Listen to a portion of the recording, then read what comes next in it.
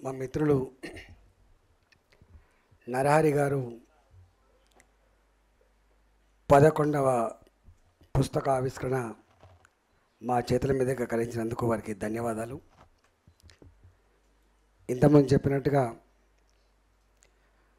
Retired అయిన తర్వాత వాళ్ళ అభిప్రాయాలను వెలిబుచ్చేటువంటి సాహసం చేస్తారు. కానీ ఐఏఎస్గా ఉన్నా, ఐపీఎస్గా ఉన్నా, ఏ పార్టీలో నాయకుడిగా ఉన్నా, ఒక జడ్జిగా ఉన్నా కూడా నా అభిప్రాయం ఏందో నేనేందో చెప్పే అధికారం ఒక పౌరుడిగా ఉందని చెప్పి దాన్ని నిరూపించినటువంటి వ్యక్తి మా నరహరి గారు. ఈ కార్యక్రమానికి ముఖ్య అతిథులుగా వచ్చినటువంటి మా మిత్రులందరికీ పేరు పేరున మహేష్ గౌడ్ గారు, మా ప్రకాష్ గారు, శ్రావణ్ గారు, అందరికీ పేరు పేరున మా ముందున్నటువంటి సహచరులందరికీ నమస్కారం. ఇట్లాంటి వేదికలు ఈ మధ్యకాలంలో చాలా అరుదుగా జరుగుతూ ఉన్నాయి. కుల సంఘాలు కూడా ఏ పార్టీకి ఆ పార్టీకనే కుల సంఘాలు కొనసాగుతున్నాయి. కానీ అన్ని పార్టీల ముఖ్య నాయకులు ఒక వేదిక మీదకి రావడం, మాట్లాడుతున్నప్పుడు దాన్ని భరించడం, ఆ సాంప్రదాయాన్ని కొనసాగినటువంటి తపన కలిగి ఉండడం సంతోషాన్ని కలిగిస్తూ ఉంది. మహేష్ కుమార్ గౌడ్ గారు వారి పార్టీ, వారి సిద్ధాంతం వారు చెప్పుకున్నారు. మా శ్రావణ్ గారు కూడా వారి ఆలోచన విధానాన్ని పంచుకున్నారు. నేను అంత డెప్త్కు పోను, కానీ ఈ పరంపర రాబోయే కాలంలో మరింత గొప్పగా కొనసాగాలని మాత్రం భావిస్తున్నాను. కొన్ని మూల సూత్రాలు ఉంటాయి. E=mc² ఎంత సత్యమో రాజకీయాల్లో కూడా కొన్ని మూల సూత్రాలు ఉంటాయి. అడుక్కుంటే వచ్చేది కాయో పండో మాత్రమే, పోరాడితే వచ్చేది మాత్రమే హక్కులు అంటారు. ఇది సార్వజనిక సూత్రం. రెండవది, హక్కులు కానీ సంఘాలు కానీ సంఘటిత శక్తి కావాలనేవాది కానీ ఎవరు కోరుతారు? అణచివేతకు, దోపిడికి గురైన వాళ్ళే కోరుతారు తప్ప గడ్డ మీద ఉన్న వాళ్ళు ఎవరు కోరరు. అందుకనే ఏ వర్గాలైతే దోపిడికి గురవుతున్నాయో, అణచివేతకు గురవుతుందో వాళ్లకు మాత్రమే వాళ్ళ సమస్యలు ప్రస్తావించే పుస్తకాలు రాస్తారు కావచ్చు, వాళ్ళ సంబంధించినటువంటి ఉద్యమాలు చేస్తారు, వాళ్ళకు సంబంధించినటువంటి సంఘాలు పెట్టుకుంటారు. అందుకని సంఘం, సంఘటిత శక్తి వాళ్ళ కుటుంబాన్ని పోషించడం ఎంత ముఖ్యమో ఆ వర్గాల ప్రజలకి దీన్ని కాపాడుకునే కర్తవ్యం కూడా అంతే గొప్పగా ఉండాలని చెప్పి మాత్రం ఇది కూడా సమాజం అంతవరకు ఉండే సూత్రం ఇది. కానీ ఒక్కటి బాధ అనిపించే అంశం ఏంటంటే 77 years అవుతుంది, 77 సంవత్సరాలు గడిచిపోయింది. అంబేద్కర్ గారిని మనం ఎంత గొప్పగా కీర్తిస్తామో, అంబేద్కర్ రాజ్యాంగం పట్ల మనకు ఎంత నిబద్ధత, ఎంత గౌరవం ఉంటుందో నేను చెప్పాల్సిన అక్కర్లేదు. కానీ అంబేద్కర్ గారు ఆనాడే ఒక మాట చెప్పిండు, ఈ రాజ్యాంగాన్ని అందిస్తున్నా కానీ ఈ రాజ్యాంగం మీద ప్రమాణం చేసే పాలకులు ఎవరైతే ఉన్నారో దాని స్ఫూర్తిని కనుక సమగ్రంగా అమలు చేయకపోతే పూర్తి ఫలితాలు సమాజానికి అందే ఆస్కారం ఉండదనే మాట కూడా చెప్పిండు ఆయన. రాజ్యం ఈ రాజ్యాంగం ఎవరి చేతిలో ఉందనేది దాని మీద ఆధారపడే రేపటి ఫలితాలు ఉంటాయని చెప్పినటువంటి మానవుడు అంబేద్కర్ గారు. అంటే ఎక్కడో రాజ్యాంగ స్ఫూర్తిని అర్థం చేసుకోవడంలో, దాన్ని సంపూర్ణంగా అమలు చేయడంలో విఫలమైనం కాబట్టే, ఎక్కడో విఫలమైనం కాబట్టే, సంపూర్ణంగా దాన్ని అర్థం చేసుకొని అమలు చేయలేదు కాబట్టే ఇవాల్టికి కూడా ఏబీసీల వర్గీకరణ వస్తూ ఉంది. ఇవాల్టికి కూడా ఇవాళ మేము ఓబీసీలం, మాకు కొంత రిజర్వేషన్ కావాలని చెప్పి, మాకు కొన్ని సేఫ్ గార్డ్ కావాలనేటువంటి చర్చ వస్తుంది. కానీ అంబేద్కర్ గారు మాత్రం ఒక 20 సంవత్సరాల కాలంలో, 30 ఏళ్ల కాలంలో నా దేశం కులాలు లేని, మతాలు లేని, అంతరాలు లేని ఒక సమసమాజం ఏర్పడుతుందని చెప్పి ప్రవచించిండ్రో అది మాత్రం ఇవాళకి అందలేదు. That is sad part the democracy, Indian democracy. అందువల్ల అంటే వారు చెప్పిన మాట ప్రకారంగానే దాన్ని అర్థం చేసుకోవడంలో, సంపూర్ణంగా అమలు చేయడంలో ఎక్కడో లోపం ఉంది కాబట్టి జరిగింది. నేను అప్పుడప్పుడు ఒక మాట అంటా, అన్నిటికీ మెరిట్ ఉంటుంది. ఇంజనీర్ కావాలన్నా మెరిట్ కావాలి, ఒక ఐఏఎస్ ఆఫీసర్ కావాలన్నా మెరిట్ కావాలి, ఒక ఐపీఎస్ ఆఫీసర్ కావాలన్నా కూడా మెరిట్ కావాలి. కానీ రాజకీయ నాయకులు కూడా మెరిట్ కావాలని చెప్పి అంటున్నాను. మనం రాజకీయ నాయకులు కూడా మెరిట్ కావాలి. ఆ మెరిట్ ఈ సమాజంలో ఉన్నటువంటి అన్ని వర్గాల ప్రజల జీవితాల పట్ల సంపూర్ణమైన అవగాహన కలిగిన మెరిట్ కావాలి. రాజ్యాంగ స్ఫూర్తిని సమగ్రంగా అర్థం చేసుకునే మెరిట్ కావాలి. రాజ్యాంగం ఎవరి కోసం పనిచేయాలో అమలు చేసే మెరిట్ కనుక లేకపోతే ఇది పతనమైనటువంటి ఆస్కారం ఉంటుంది. అందుకనే ఇవాళ ఒక వ్యక్తి డాక్టర్గా విఫలమైతే కొంత నష్టం జరుగుతుండొచ్చు, కానీ సామాజిక న్యాయాన్ని ఆచరించే పొలిటికల్ సిస్టమ్ కనుక విఫలమైతే సమాజమే కూలిపోద్దనడానికి అనేక ఉదంతాలు ఉన్నాయి, మన కళ్ళ ముందు కనపడతా ఉంది. ఇవాళ వారు చెప్పిండ్రు మహేష్ కుమార్ గారు, నేను ఆ లోతులోకి పోను. నేను మోడీ గారి గురించి ఒక మాట చెప్పాలనుకున్నాను. వారు ఓబీసీ అంటే కొంతమంది ఇట్లా కాదు అట్లా కాదు ఏం మాట్లాడుతారో అక్కర్లేని సబ్జెక్ట్. ఇక్కడ ఇష్యూ రిజర్వేషన్ల వల్లనే మెరిట్ పోతుందని ఒక చర్చ ఉండే ఇంతకుముందు.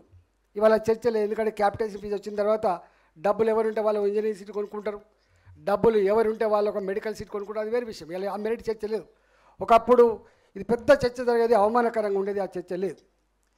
కానీ రాజకీయాలలో ఈ వర్గాలకు అధికారం వస్తే ఎట్లా ఉంటుందో బీహార్లో కర్పూరి ఠాకూర్ గారు వారు చూపించిన స్ఫూర్తి దేశానికే ఒక మార్గాన్ని ఇచ్చింది. ఇవాళ తమిళనాడులో కూడా మనం చూస్తూ ఉన్నాం, ఒక కరుణానిధి వాళ్ళు ఏ కుటుంబంలో పుట్టిండ్రు, ఎక్కడి నుంచి వచ్చిండ్రు. ఇవాళ సామెతలు ఉంటాయి, గివిళ్ళకు కూడా అనేటువంటి సామెతలు ఉంటాయి. వీటన్నిటి కూడా అధిగమించి దేశానికి ఒక మంచి నాయకత్వ లక్షణాన్ని, అందులో మరీ ముఖ్యంగా సామాజిక కోణాన్ని అందించిన మహనీయులు ఇవాళ బీహార్లో చూసినాం, మనం తమిళనాడుకు చూసినాం.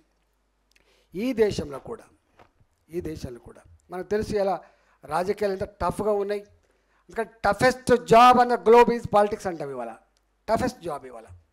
కానీ ఆ టఫెస్ట్ జాబ్ అనేటువంటి ఈ రోజులలో ఇంతమంది వారు చెప్పిండ్రు, ఒకప్పుడు విద్యార్థులకు కూడా సంఘాలు ఉండేటివి, సామాజిక స్పృహ ఉండేది. ఇవాళ పెద్దలు ఎట్లయితే స్పందిస్తూ ఉన్నారో విషయాల మీద విద్యార్థులు కూడా స్పందించే నేచర్ ఉండేది. కానీ అన్ఫార్చునేట్ థింగ్ ఏంటంటే ఇవాళ విద్యార్థి లోకం ఇవాళ కంప్యూటర్ మైకోలో పోతూ ఉంది, ఇంకో అకాడమిక్ ఓరియంటేషన్లో పోతూ ఉంది, లేకపోతే చదువు కుటుంబాన్ని ఓరియంటేషన్ పోతూ ఉంది. సామాజిక స్పృహ తగ్గిపోతున్నటువంటి ఈ కాలం అంటున్నాం మనం. ఇవాళ గా కాలంలో ఇవాళ సంకీర్ణ రాజకీయాలు ఉన్నటువంటి ఈ కాలంలో మోడీ లాంటి వ్యక్తి దేశానికి ప్రధానమంత్రి అయ్యిండు. అయితే ఒక 20 నాకు తెలిసి దేశ చరిత్రలో ఎప్పుడు కూడా ఇంతమంది కేంద్రంలో మంత్రులున్న సందర్భాల్లో ఓబీసీలకు 27 మందిని ఓబీసీ మంత్రులు చేసే చరిత్ర కూడా మోడీ గారికి దక్కింది. ఇవాళ మనం చూస్తూ ఉన్నాం, అంటే సామాన్యుడు, ఆకలితో ఉన్నవాడు, సమస్యల నుంచి వచ్చినవాడు లీడర్ అయితే ఎట్లా ఉంటుందో ఇవాళ దానికి ఒక ప్రత్యక్ష నిదర్శనం దేశంలో మనం చూస్తాం. ఒక 20 ఏళ్ళ క్రితం 15 ఏళ్ళ క్రితం ఊళ్ళలో పోతూ ఉంటే మనం అటుపక్క ఇటుపక్క రోడ్ల పక్కకు బయలుభూమి పెట్టేటువంటి దరిద్రం ఉండే. ఏ కంప్యూటర్ అని మనం చెప్పుకుంటున్నామో ఇవాళ today is the era of computer science అని చెప్పుకున్నామో, రాకెట్ సైన్స్ యుగం అని చెప్తున్నామో. ఈ రాకెట్ సైన్స్ యుగంలో గిన్ని లక్షల కోట్ల బడ్జెట్ ఉన్నప్పటికీ కూడా నా గ్రామీణ ప్రాంతాల్లో ఉన్న మహిళలకు కనీసం బయలుభూమి పోవడానికి ఒక టాయిలెట్ లేని పరిస్థితి మనం చూస్తూ ఉన్నాం. ఇవాళకి ఒక గుడి లేని పరిస్థితి మనం చూస్తూ ఉన్నాం. ఎక్కడున్నాం మనం? గా పరిస్థితులలో ఇవాళ అది చిన్నదే కావచ్చు, అది 10,000 రూపాయల 15,000 రూపాయలు కాదు.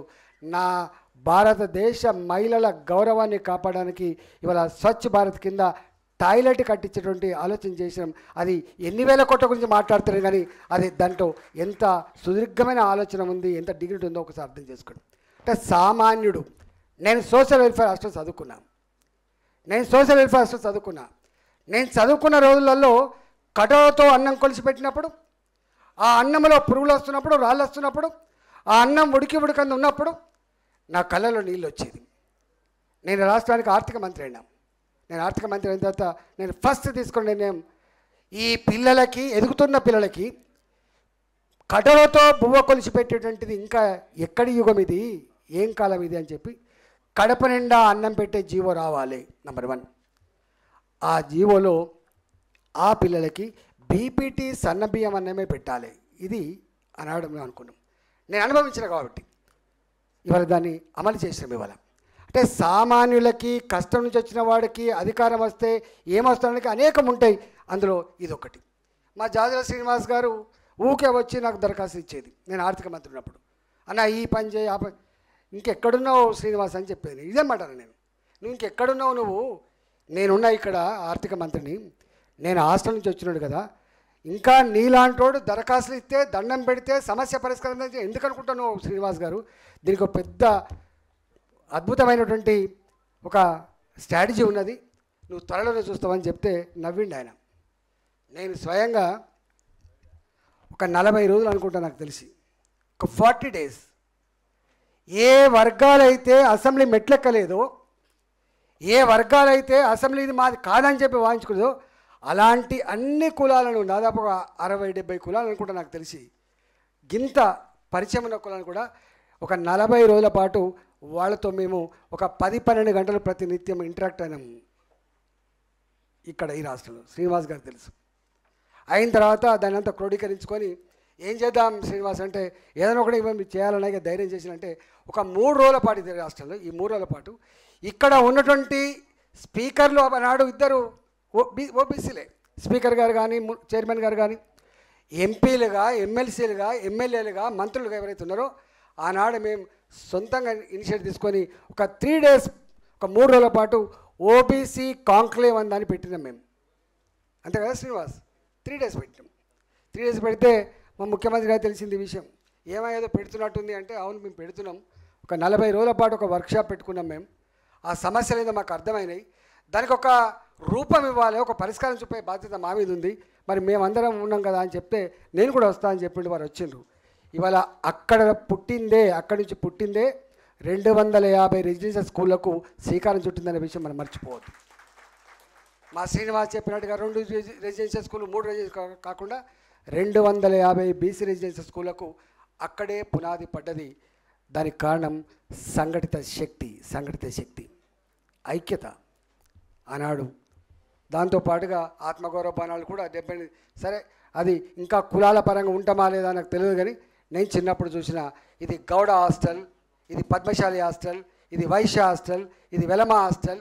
ఈ హాస్టళ్లలో ఆ తెలంగాణ వ్యాప్తంగా కానీ ఆంధ్రప్రదేశ్ వ్యాప్తంగా ఆ హాస్టల్లో ఉండి చదువుకొని ఎంత గొప్పగా చూసాం. కాబట్టి ఈ సంస్కృతి సాంప్రదాయాలకి ఆ పిల్లలకి ఒక అడ్డా ఉండాలని చెప్పి, అది కులాల పరంగా నువ్వు ఇష్టమున్నా లేకపోయినా, ఇంతకుముందు మహేష్ కుమార్ గారు చెప్పింది కాబట్టి, నీకు ఇష్టమున్నా లేకపోయినా ఈ దేశంలో కులం అంటూ ఒకటి ఉన్నది కాబట్టి ఇవాళ ఆ కులాల పరంగా ఆత్మగౌరవ భవనాల కోసం కూడా అక్కడే అంకురార్పణ జరిగింది.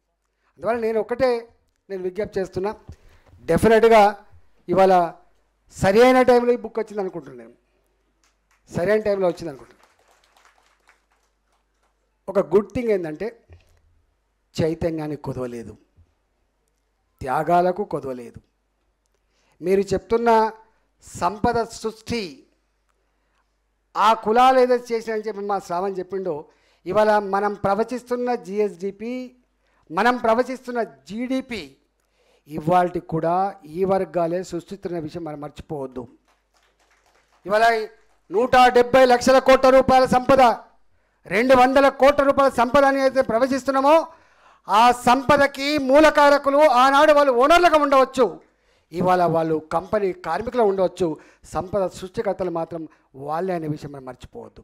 ఈ దేశంలో సంపద సృష్టించేది వాళ్ళు మాత్రమే.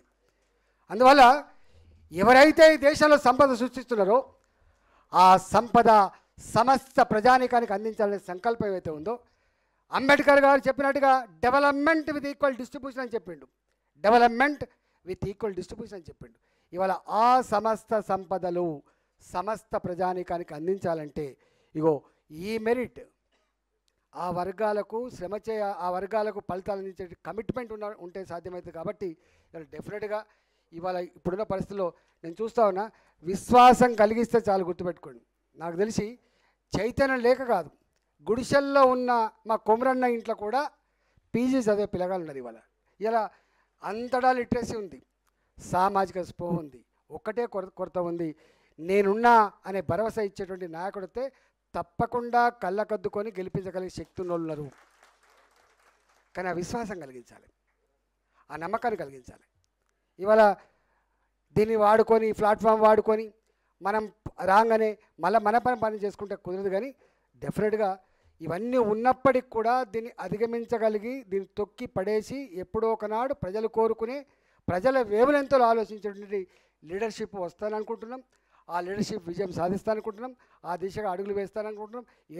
మనం చూస్తాం కదా, నరహరి గారు త్యాగాలు లేకుండా ఎప్పుడు కూడా అనేక మంది త్యాగాలు చేశారు. కొన్ని వందల వేల చరిత్రలు ఉంటాయి.